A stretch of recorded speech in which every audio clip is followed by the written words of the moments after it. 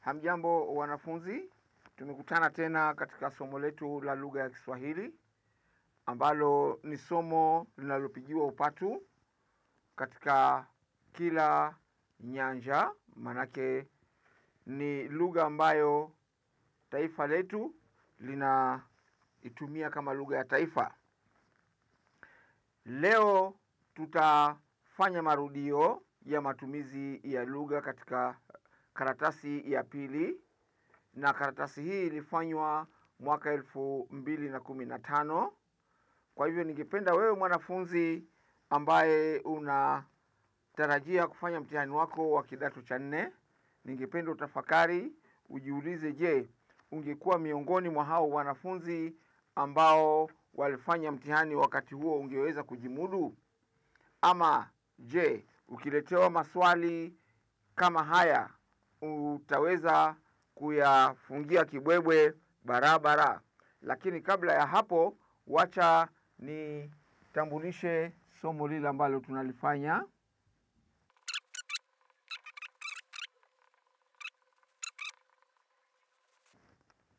Katika sehemu hii ambayo ni swali la 3 katika orodha ya maswali yale ambayo yameorodheshwa katika karatasi ya pili, kuna ufahamu, ufupisho, halafu hili ni swali la 3.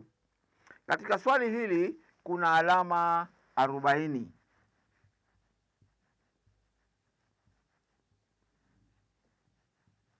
Kwa hivyo hizi alama ni nyingi sana, na hizi alama ni rahisi sana wewe kuweza kuziwacha pale kwa meza ya mwenye kusahihisha.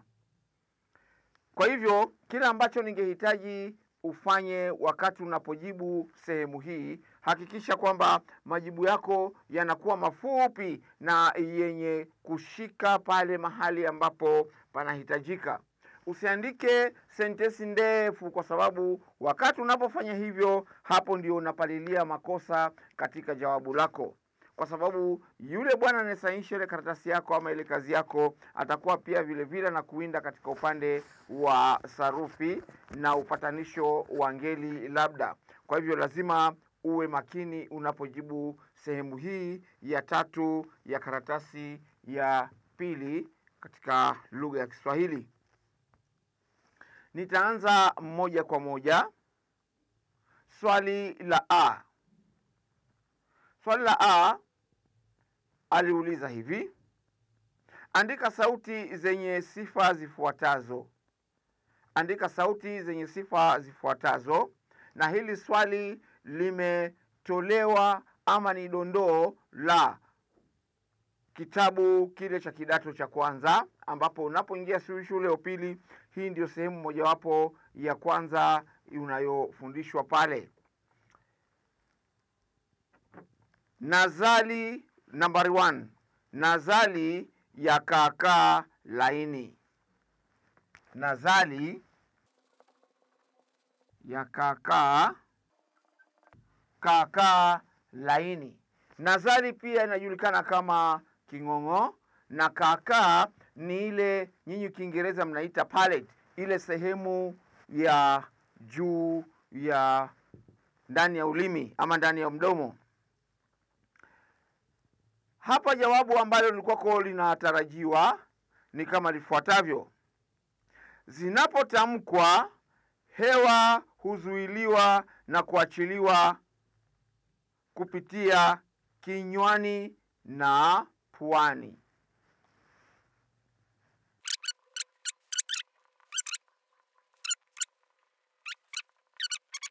Hilo, zinapotamkwa, hewa huzuiliwa na kuachiliwa kupitia kinywani na puani. Halafu swali la pili alikuwa anauliza hivi: kikwamizo guna cha mdomo na meno. Kikwamizo guna cha mdomo na meno. Na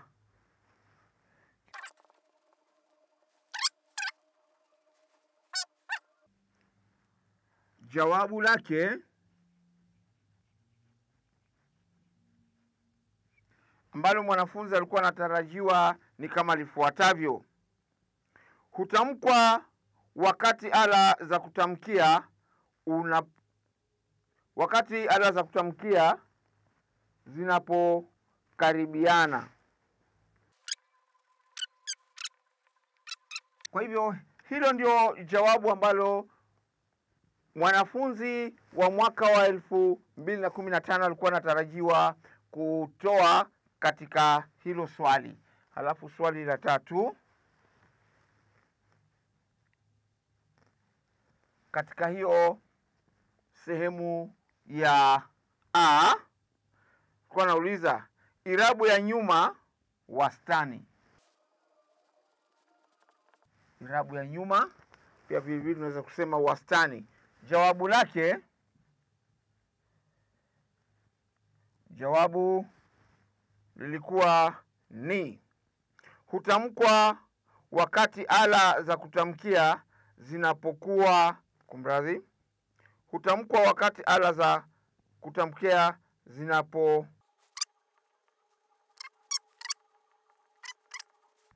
Kwa hivyo hilo ndio jawabu. Alafu swali la 4, swali kunasema kiyeyusho cha kaakaa gumu hutokea kama muungano wa irabu inapotamkiwa.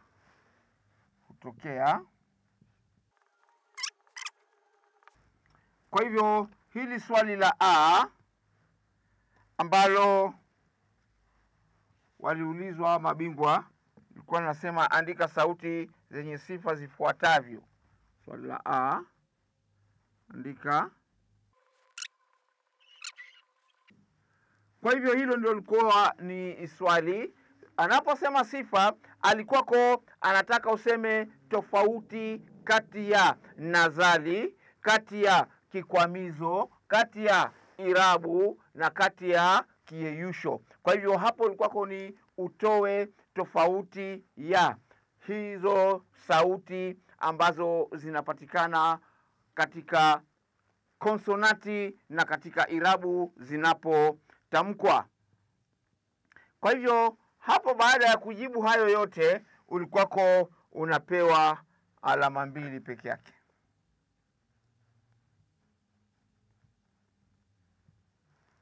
Kwa hivyo ina maana kwamba kila swali lilikuwako unapewa nusu alama. Kwa hivyo hapo ulikuwa nusu alama. Ukizileta pamoja unapata alama 2. Kwa hivyo hilo lilikuwa ni swali la kwanza. Halafu swali B alisema hivi: bainisha silabi katika neno wanyweshwavyo. Neno lile ambalo lilikuwako ni ulishughulikie ni wanyweshavyo, namna walivyokuwa wakionyeshwa hawa watu wakiwatendea hichi kitendo. Silabi ni sehemu ndogo ya neno ambayo inapatikana baada ya kuambishwa pamoja na silabi nyingine ili kuweza kuleta maana katika neno kamili. Nakumbuka katika vipindi vile ambavyo vimepita nilikuonyesha sauti inavyopatikana, neno inavyoweza kupatikana na sentensi ambavyo inaweza kupatikana. Kwa hivyo wewe kazi yako ilikuwa ni rahisi, kama nilivyokuonya pale awali kwamba toa jawabu lako namna lilivyoulizwa kwa njia fupi kabisa. Kwa hivyo hapo kazi yako ilikuwa kwa wewe ni kubainisha, ni kutenganisha.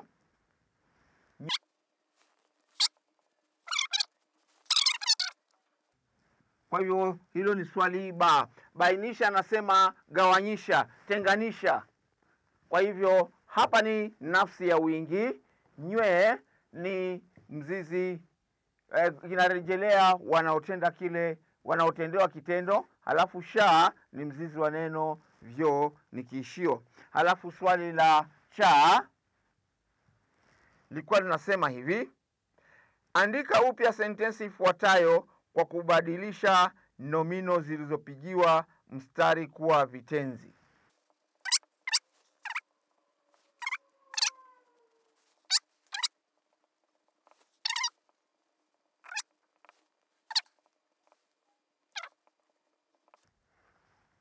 Kwa hivyo hapa usiende mahali nyingine, wewe nenda moja kwa moja kwa zile nomino ambazo amekurahisishia huyu bwana kwa kukupigia mstari, uzigeuze ziwe vitenzi. Na nakumbuka kwamba hapa ni somo ambalo linahusisha na mwingiliano wa maneno katika lugha ya Kiswahili. Unakumbuka kwamba kivumishi unaweza kukileta kikawa kielezi, kielezi kikawa kivumishi, kivumishi kikawa nomino na kadhalika. Lakini hapa leo anasema nomino ziwe vitenzi. Swali lenyewe lilikuwa linasema hivi. Swali taliandika kwa ufupi SW, wanasema hivi: wafanyikazi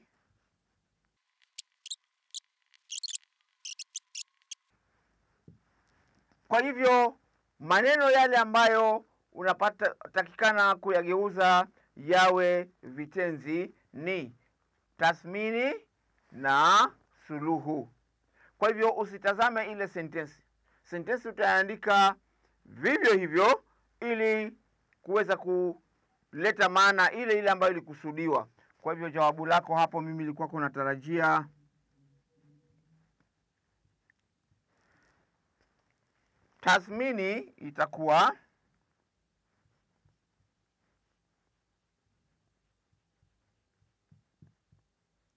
tathmini itakuwa watatathminiwa.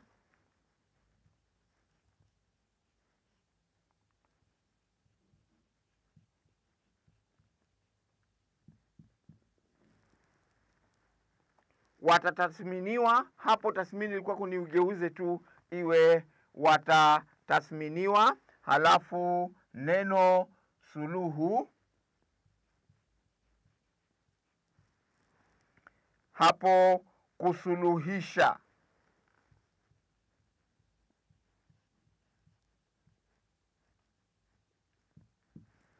Kwa hivyo hayo maneno ilikuwa kuniwageuze tu, tathmini iwe watatathminiwa na suluhu iwe watasuluhisha. Kwa hivyo sentensi ingebaki namna hiyo hiyo. Yale maneno ambayo ungezingatia tu ni yale yamepigiwa mstari. Je, hadi hapo wanafunzi tuko pamoja? Basi nitaendelea, bila shaka unaenda ukinakili jinsi ninavyoendelea.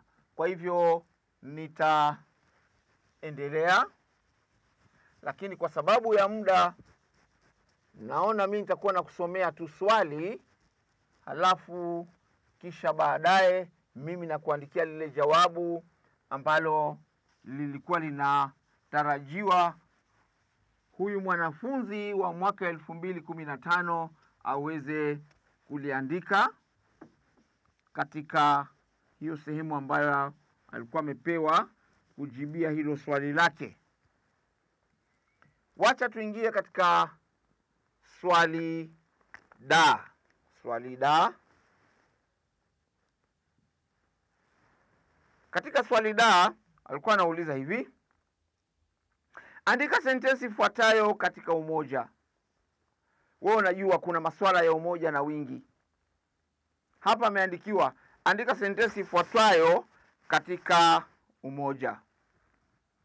Kile ambacho ningetaka uzingatie hapa mwanafunzi ni usishughulike na nomino katika swali kama hili. Shughulika na vitenzi. Hivyo ndio vinaleta kinyume. Lakini unaposhughulika na nomino, basi kuna nomino nyingine ambazo zinakosa vitenzi. Kwa mfano, baba kinyume chake ni mama, ndiyo, sikatai. Kaka kinyume chake ni dada. Je, ninapokuambia kinyume cha rangi ya bluu ni gani? Kinyume cha rangi ya samawati ni gani? Kwa hivyo ndio maana katika muktadha wa lugha ya Kiswahili usiandike vinyume vya maneno ama nomino, winda vitenzi. Swali kwa linasema hivi: andika sentensi ifuatayo katika umoja. Halafu sentensi inasema hivi: mkihifadhi nafaka hizo, maeneo haya yatakuwa na vyakula vya kutosha. mkihifadhi nafaka hizo vizuri, maeneo haya yatakuwa na vyakula vya kutosha. Jawabu ambalo ulikuwako anatarajiwa huyu mwanafunzi wa mwaka 2015 ilikuwa ni hili, na ninalotarajia kutoka kwako ni hili: ukihifadhi nafaka hii. Ukihifadhi nafaka hii, jawabu hilo.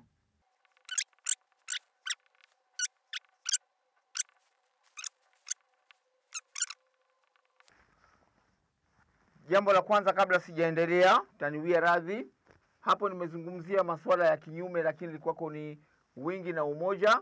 Kwa hivyo katika umoja, wewe winda pale mahali ambapo ngeli ya wingi imeingilia kwanza.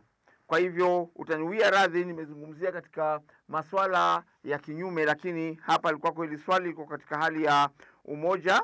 Kwa hivyo sentensi iliandikwa katika hali ya wingi. Kwa hivyo ngeli ya mki unaingilia u pale. Kwa hivyo hapo ni swala la ngeli, hapo mwanafunzi ulikuwako unatarajiwa kulizingatia. Halafu unapewa tu alama 2. Swali lililofuata la E, andika neno moja lenye mofimu zifuatazo. Andika neno moja lenye mofimu zifuatazo. Akasema mofimu ya kwanza ni nafsi. Litabidi ni kuandikie pale uweze kujua nafsi ya kwanza.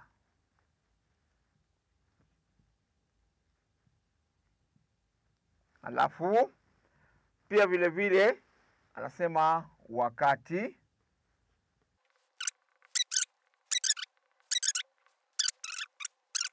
Swali mwanafunzi lilikuwa linataka umakini sana. Manake huyu bwana alikuwako anataka kukuchanganya. Unapoangalia katika swali letu lile la ba, nasema bainisha silabi katika neno lifuatalo. Hakuna tofauti na swali hili. Tofauti ni kwamba hapa hakuna wakati, hapa kuna wakati. Tofauti ni kwamba hapa kuna wakati, hapa hakuna wakati. Kwa hivyo akaona atakapokuambia ainisha sentensi uliopewa, utakuwako unapata ile jawabu kwa rahisi. Kwa hivyo ndio akatumia swali katika muundo huu. Andika neno moja lenye mofimu zifuatazo. Mofimu ni silabi, mofimu ni vitamkwa, mofimu ni viambishi. Kwa hivyo huyu bwana alikuwa anataka kukuchanganya. Jawabu lako lingekuwa namna hii.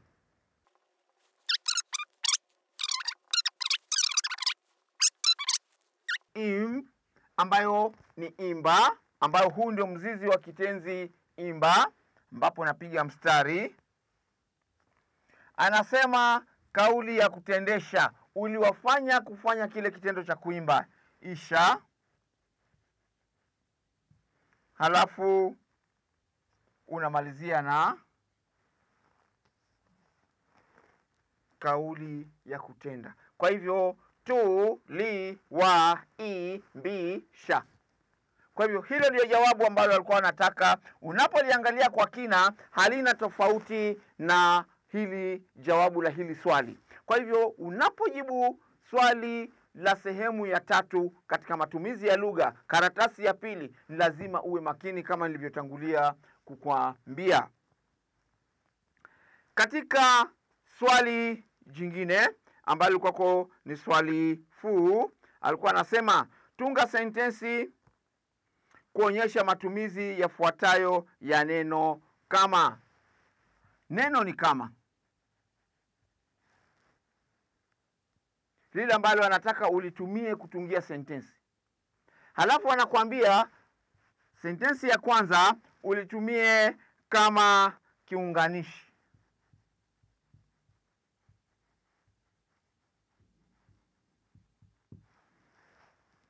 Halafu ya pili anasema ulitumie kama kihusishi.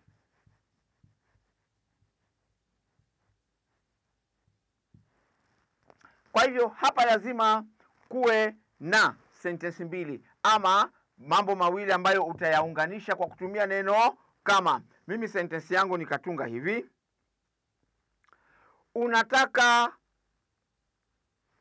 kama unataka kufuzu, tia bidii.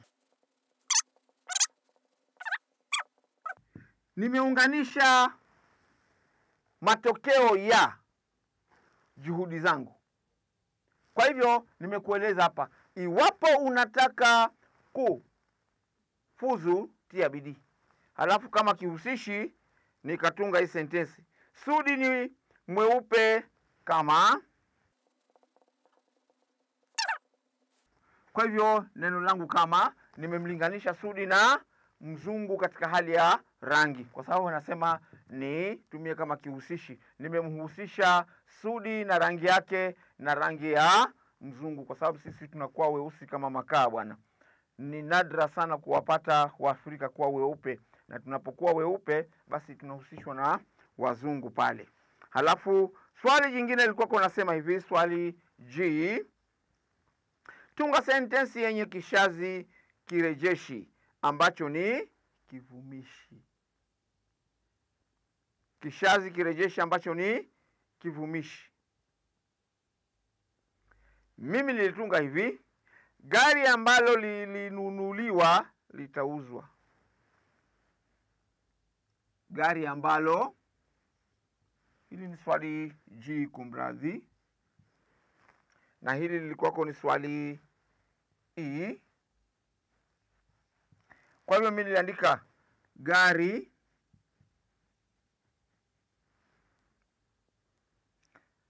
ambalo lilinunuliwa litauzwa.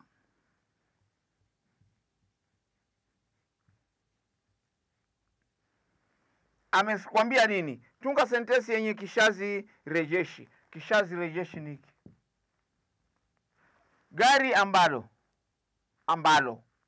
unatumia amba, huku kwengine unaingiza tu kwa sababu ulete ulinganisho wa ngeli, kwa sababu gari liko katika ngeli ya liya. Mimi nikatumia hili gari litafanywa nini, kitendo, lakini jawabu lilikuwa ni gari ambalo. Hapa ndio alikuwa anahitaji huyu bwana, haangalii mambo mengine. Ndio nikakwambia tunga sentensi zako ziwe fupi sana. Je, kuna swali hadi hapo? Basi nitaendelea kama hakuna swali. Na Waswahili wanasema kosa si kosa, kulirudia lile kosa ndio tatizo. Manake nimekaa nikatafakari, nikaona kwamba hapa kuna na hapa kuna fa, hapa lazima iwe fa, sio hiyo kwa nimekuandikia. Ingekuwa ni katika masuala ya kupotea njia, tungesema Mwalimu Konzi amekanyaga chechere.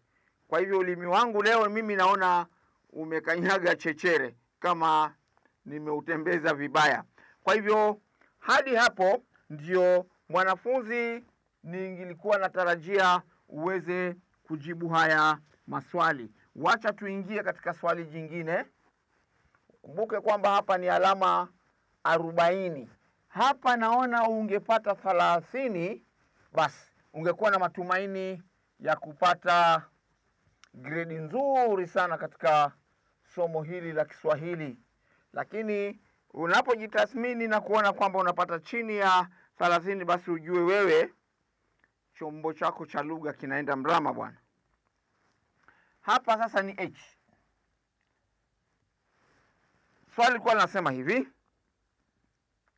andika sentensi ifuatayo katika hali ya ukubwa. Hali ya ukubwa. Sentensi yenyewe ilikuwa inasema nyumba hizo zilijengwa mbali na mji ule. Nyumba hizo zilijengwa mbali na mji ule. Jambo la kwanza, unapoambiwa andika sentensi hii katika hali ya ukubwa, ukumbuke huyu bwana hakuna jingine analotaka ila ni ngeli ya liya. Hapa ndio anakuwinda. Swali liko hapa, lakini kukuvuruga tu akili. Kwa hivyo huyu anasema andika hii sentensi upya ukitumia ngeli ya liya, lakini sasa hawezi kukuambia liya, ndio anakuambia katika hali ya ukubwa. Jawabu ni kama lifuatavyo: majumba hayo.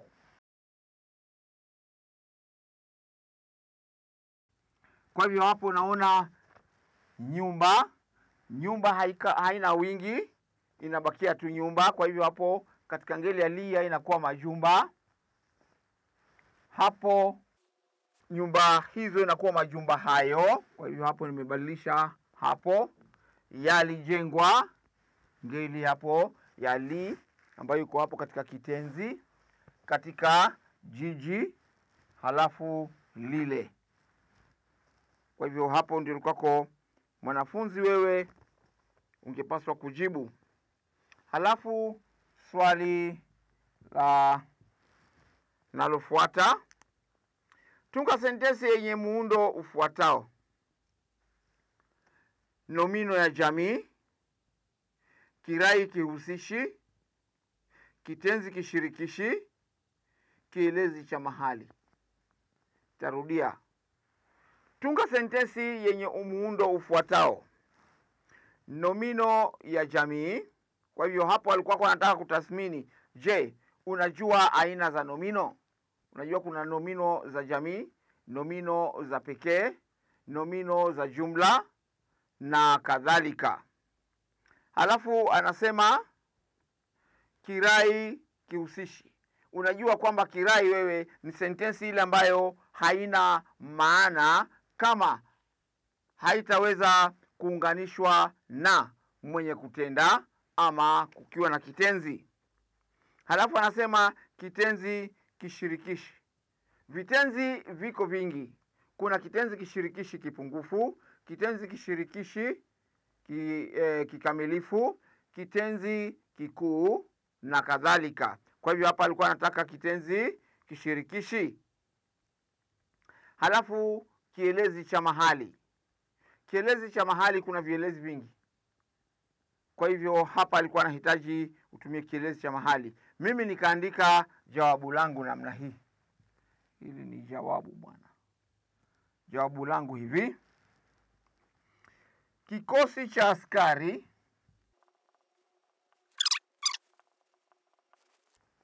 nomino ya jamii. Kikosi hapa hujataja mtu, umetaja wale wanaofanya kazi pamoja, ni kikosi cha askari.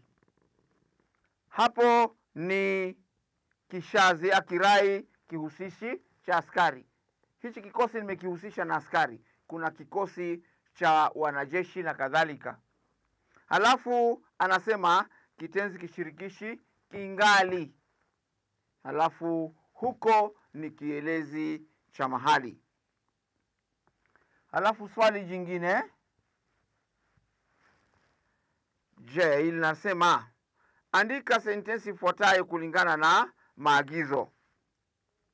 Chakula kinachozalishwa kwa njia za kiasili kina viini lishe vingi. Anza kwa viini lishe vingi. Anza kwa vingi. Kwa hivyo sentensi yako ama jawabu lako liwe mbele nyuma. Kule nyuma na kuleta mbele, na mbele kunakuwa nyuma. Mimi niliandika hivi: viini lishe vingi vinapatikana kwenye, ama swali kwanza, wacha nikusomee swali. Chakula kinachozalishwa kwa njia za kiasili kina viini lishe vingi. Mimi nikaanza hivi: viini lishe vingi vinapatikana kwenye chakula kinachozalishwa kwa njia za kiasili. Tarudia. Viini lishe vingi vinapatikana kwenye chakula kinachozalishwa kwa njia za kiasili. Kwa hivyo hilo ndio lilikuwako ni jawabu langu, viini lishe vingi. We kazi yako ilikuwako ni kuweka mbele nyuma na nyuma kuwe mbele. Kwa hivyo swali jingine la ku nasema hivi: tumia viwakilishi badala ya nomino zilizopigiwa mstari. Tumia viwakilishi badala ya nomino zilizopigiwa mstari. Wacha niandike hili swali. mtalii atazuru mbuga. Alafu hao mabwana wakapigiwa mstari ya maswali mawili. Badilisha hizi nomino ziwe nini? Ziwe viwakilishi. Kwa hivyo hapa hukuwa na jawabu, kazi kubwa. Wewe tu ni kazi yako ni kuandika yeye atazuru huko, halafu utakwako,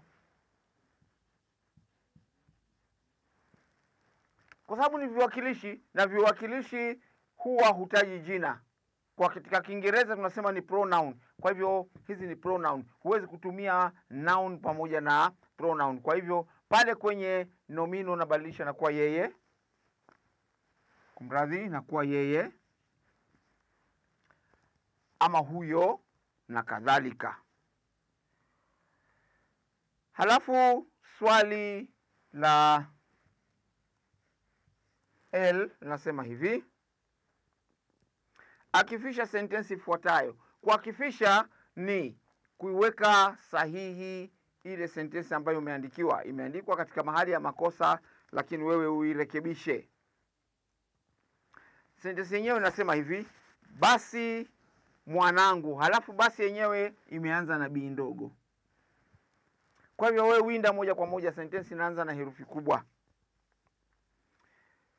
Basi mwanangu akasema, Daudi, hivyo ndivyo tunavyoweza kufikia Vision 2030.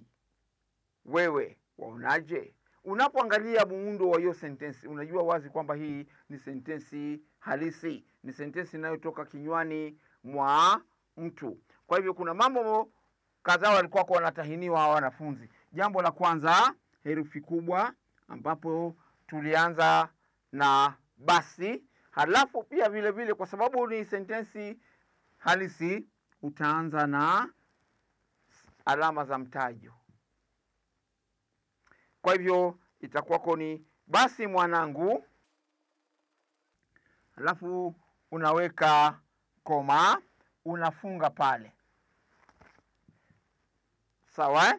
Halafu unaendelea, unafungua tena alama za mtajo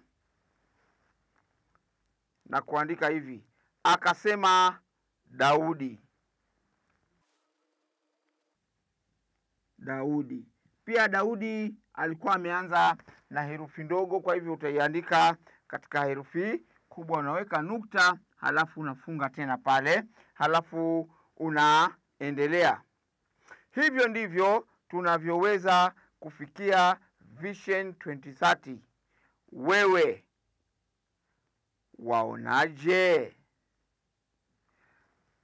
Ile sentensi utaiandika namna ilivyoandikwa baada ya Daudi. Hapo umefanya marekebisho, halafu unaendelea tu bila kuweka alama za mtajo. Unaendelea katika kulijibu lile swali, unasema hivyo ndivyo tunavyoweza kufikia Vision 2030.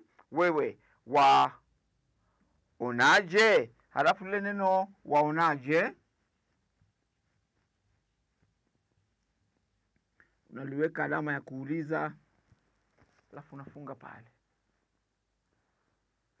Bila shaka hadi hapo mwanafunzi huna swali lolote, na mimi nitaendelea. Halafu swali nalofuata likwako ni swali hilo. Nauliza hivi: unganisha sentensi ifuatazo kwa kutumia kiunganishi cha wakati. Sentensi yenyewe inasema hivi: Beti alijishindia tuzo, halafu akaweka nukta, halafu akaendelea, Beti alishiriki katika utunzaji wa mazingira. Kwa hivyo ulikuwa kuunganisha hizo sentensi mbili ili ziweze kuleta maana sawa, na kiunganisho chako kiwe ni cha wakati. Kwa hivyo ulikuwa natarajia uandike hivi: Beti alijishindia tuzo baada ya. Jawabu hapo ulikuwa inatakikana ni baada ya. Hilo ndio jawabu, kiunganisho cha wakati. Baada ya kushiriki katika utunzaji wa mazingira. Halafu katika swali jingine, tumia kwa katika sentensi ifuatayo kuonyesha. Tumia neno kwa katika sentensi ifuatayo kuonyesha dhana mbili, kuonyesha matumizi mawili. Dhana ya kwanza inasema sababu.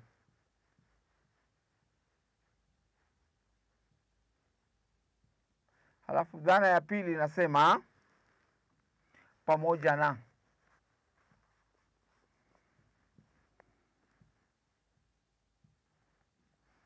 Kwa hivyo unapotunga sentensi hakikisha kwamba dhana ya kwanza ipatiane hali ya sababu. Jawabu langu mimi la kwanza ilikuwako ni hivi: Sophie alituzwa kwa sababu. Sophie alituzwa kwa sababu ya juhudi yake. Kwa sababu ya juhudi yake. Kwa hivyo hapo nimetoa dhana ya sababu. Halafu ya pili nikaandika hivi: vijana kwa wazee pamoja na. Vijana pamoja na wazee waliandamana. Kwa hivyo hapo majibu yako yalikuwa ni kwa sababu na, naweza kusema vijana kwa wazee, watoto kwa wakubwa, kina mama kwa kina baba na kadhalika. Halafu swali jingine nasema ilikuwako ni swali hili la uchanganuzi. Hili swali ilikuwako la uchanganuzi, nahitaji nafasi kubwa. Swali ilikuwako la uchanganuzi. Sema changanua sentensi ifuatayo kwa kielelezo cha matawi. Kwa hiyo kuna kuchanganua kwa matawi, kwa visanduku na kwa vishale. Hapa anasema kwa matawi. Kwa hivyo usibadilishe nia ya huyu bwana useme matawi ni magumu kwako, utajibu hili swali kwa vishale. Sentensi yenyewe ilikuwa inasema hivi: mvua ilinyesha tulipokuwa tukilima. Sentensi fupi. Mvua ilinyesha tulipokuwa tukilima. Jambo la kwanza, unataka uangalie muundo wa ile sentensi. Kwa hivyo hapo utaanza kubainisha kundi nomino na kundi tenzi katika hilo neno. Kwa hivyo wewe, kwa sababu amesema kielelezo cha matawi, utaandika s yako ambayo ni sentence pale. Najenga nyumba. Alafu hapa ni kundi nomino, hapa ni kundi tenzi. Katika kundi tenzi tuko na nomino ambayo ni mvua. Halafu katika kundi nomino tuko na nomino. Halafu katika kundi tenzi tuko na ilinyesha tulipokuwa tukilima. Kwa hivyo hapa kuna nomino peke yake. Unachora mshale wako pale, unaandika nomino, halafu unaandika ile mvua. Halafu unakuja upande wa kitenzi, kwa sababu huku hakuna kivumishi. Hakuna neno ambalo linaweza kufuata hapa jingine isipokuwa kivumishi, na hakuna kivumishi, ni kitenzi moja kwa moja. Kwa hivyo tunaenda katika kundi tenzi. Halafu hapa nasema ilinyesha, ilinyesha. Hichi ni kitenzi kikuu. Halafu katika sehemu hii tulipokuwa pia ni sentensi. Kwa hivyo hiki ni kishazi, tulipokuwa. Hiki ni kitenzi kisaidizi, kwa hivyo utakiwekea sentensi ama kishazi. Halafu unachora tena. Kwa hivyo hilo ndio jawabu ambalo lilikuwa kunatarajiwa katika hilo swali la uchanganuzi wa sentensi. Kwa hivyo upande huu tuko na nomino peke yake, hatuna kivumishi. Tungeweza kukiunganisha hapa. Kama kungekuwa na neno kwa mfano mvua nyepesi ilinyesha, nyepesi ingekuja hapa kwa sababu ni kivumishi. Halafu twende kwa swali jingine. Andika sentensi ifuatayo katika kauli ya kutendwa. Kauli ya kutendwa, ziko kauli nyingi: kutenda, kutendeka, kutendeshwa, kutenda, kutendeana na kadhalika. Hapa nakwambia kauli ya kutendewa. Kauli ya kutendewa. Kwa hivyo hapa lazima kuwe na watu wawili. Swali lilikuwa nasema hivi: Maliki alipuliza siwa akiwa kwa shaka. Maliki alipuliza siwa akiwa kwa shaka. Alafu mimi nimeandika hivi: siwa lilipulizwa kwa shaka na Maliki. Siwa ni kifaa kama potangi, kama kibofu, lakini hili ni kubwa zaidi. Kwa hivyo mimi niliandika siwa lilipulizwa. Kwa hivyo hilo ndio jawabu ambalo ulikuwa kunatarajia. Halafu swali jingine kwa nasema hivi: onyesha matumizi ya kaa katika sentensi ifuatayo. Naona ni vyema niandike sentensi. Mumbi alitia embe kapuni likaiva.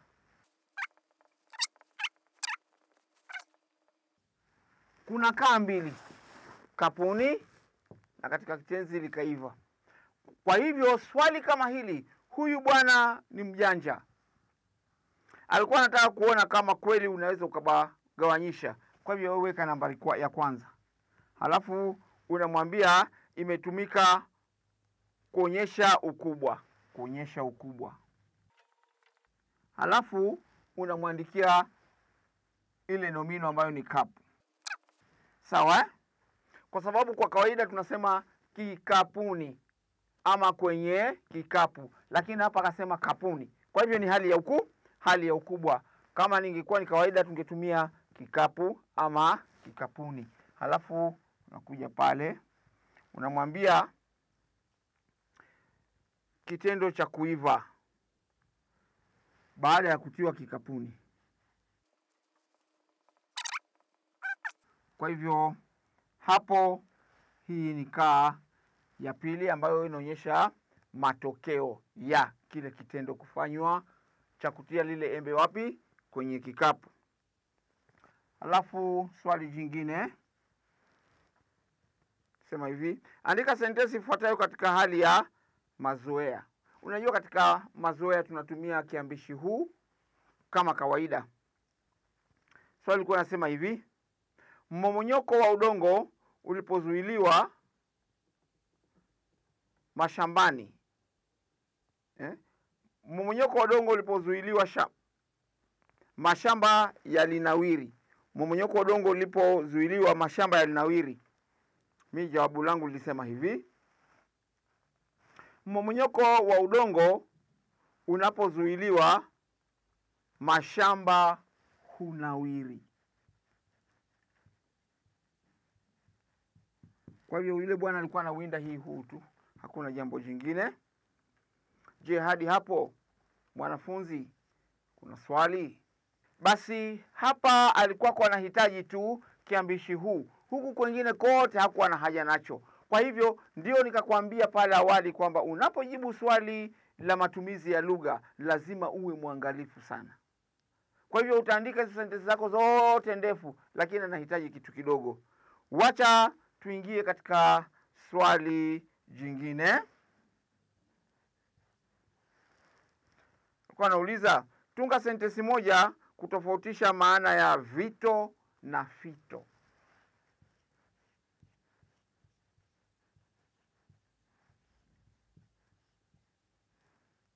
Haya maneno. Na hapa ningependa kukuambia jambo moja. Hapa ni sehemu ya vitate. Haya maneno yanatatanisha sana. Wengi wanaweza kusema wanataka kuongea neno la fito, wanataja vito,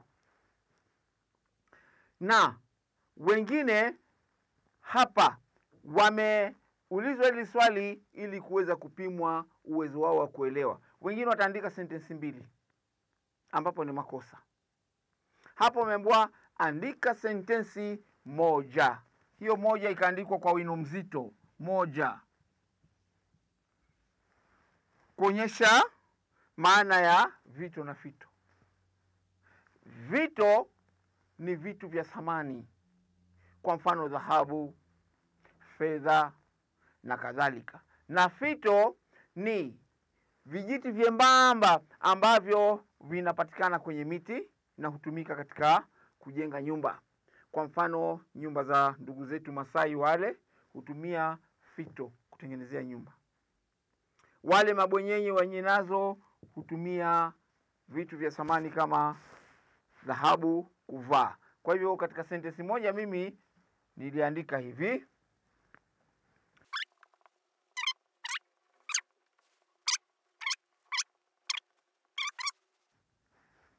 katika sentensi moja, muhunzi ana vito vya thamani ilhali baba alijenga nyumba kwa fito.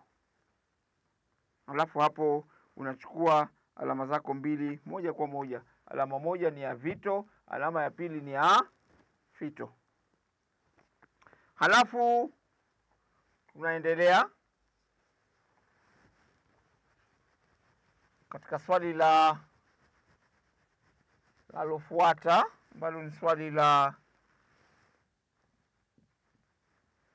tili. Nasema kwamba methali. Hapa ni methali. Huyu bwana ni mjanja sana, ameandika neno methali alafu akaweka koloni. Kwa hivyo amekutahadharisha kwamba hii ni methali, usiende nje ya hii methali. Alafu anasema mzigo wa mwenzio ni kanda la usufi.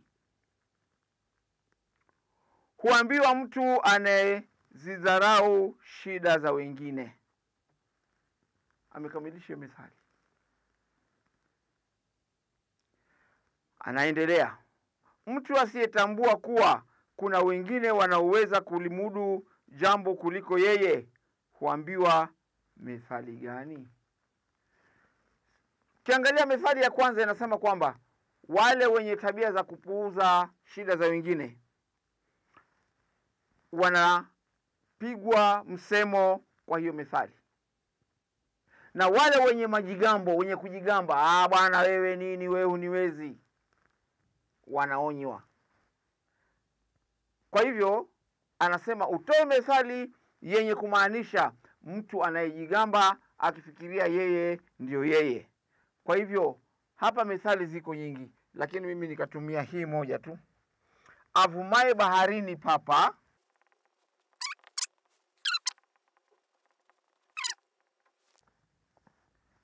kwa hivyo hapo nimetoa hiyo methali ambayo inamaanisha nini? Inamaanisha yule mtu mwenye kujigamba.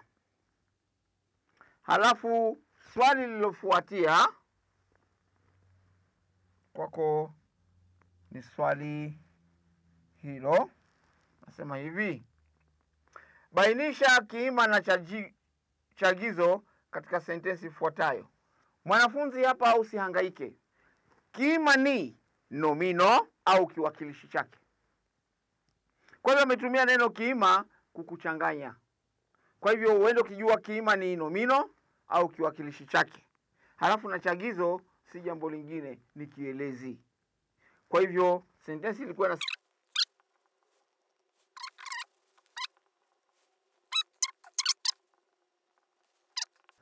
haya, anakuambia bainisha.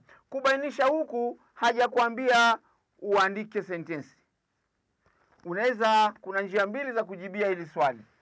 Unaweza upige mstari pale, halafu umwambie ni kiima,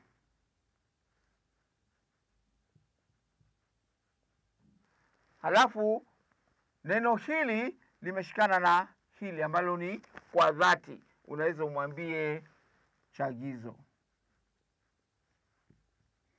Hiyo ni namna ya kwanza. Namna ya pili, naweza kujibu hivi. Naandika mwenyewe, unajibu nasema ni kiima, halafu kwa dhati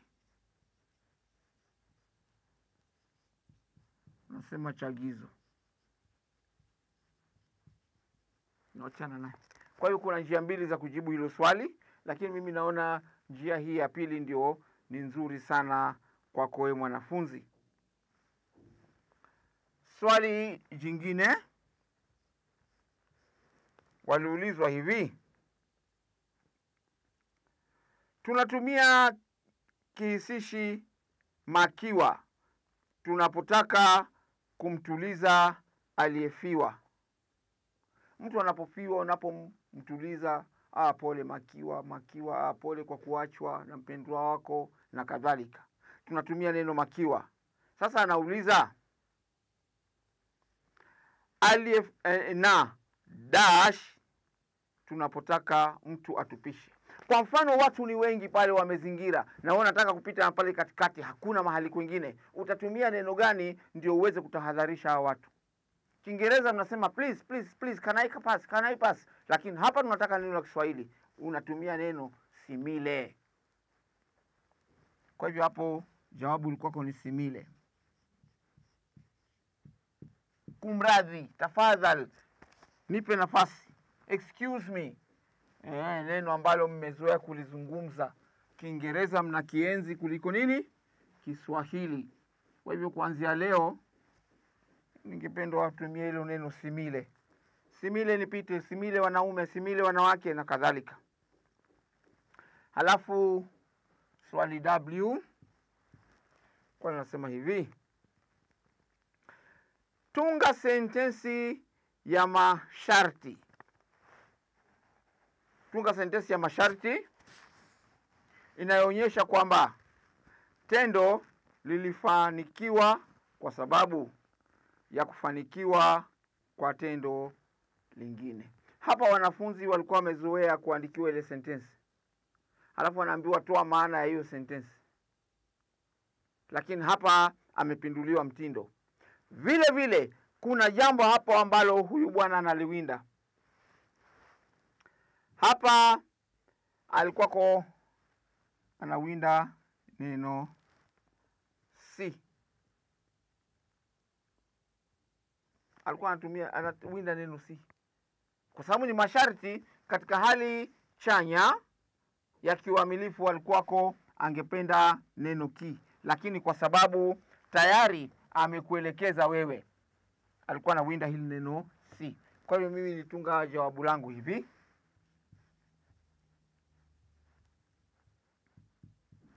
nikasema mvua isingeli nyesha.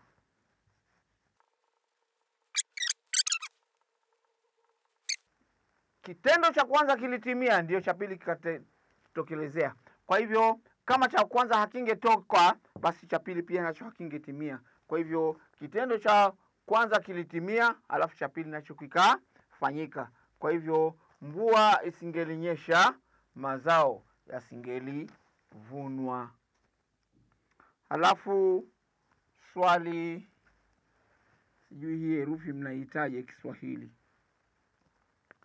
Sema hivi: andika nahau inayojumuisha ujumbe ufuatao: kumzuia mtu kupata kitu japo huna haja nacho. Kwa mfano, kuna watu wenye hii tabia.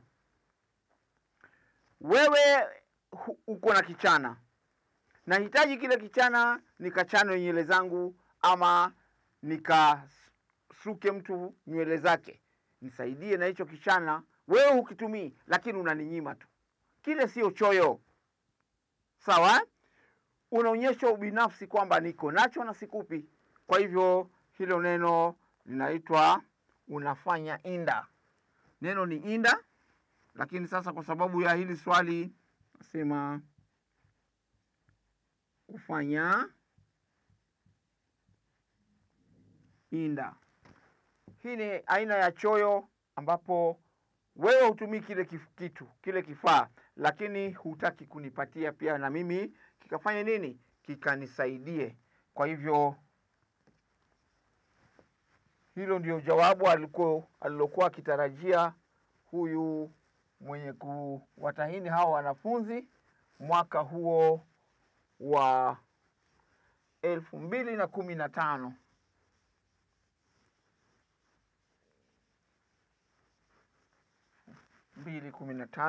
Alafu swali la mwisho lilikuwa nasema hivi.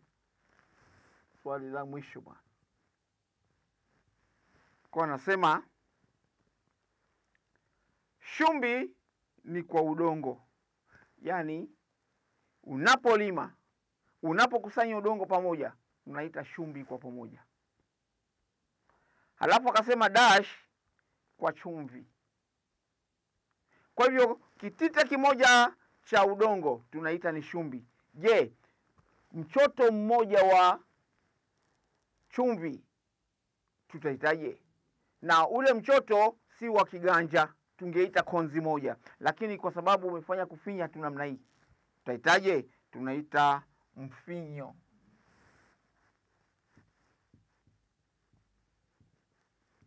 Ama pia vile vile unaweza kusema finyo la chumvi.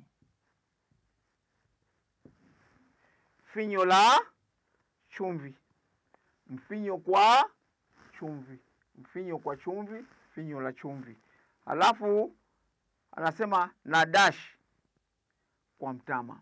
Mtama ukiwa shambani, hii ni jamii ya mpunga, mawele na kadhalika. Unapokuwa shambani kwa pamoja, haujavunwa, tutahitaje? Tutasema shuke ama suke.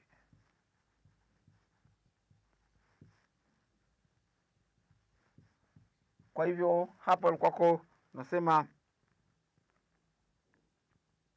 shumbi ni kwa udongo, mfinyo kwa chumvi na shuke kwa mtama.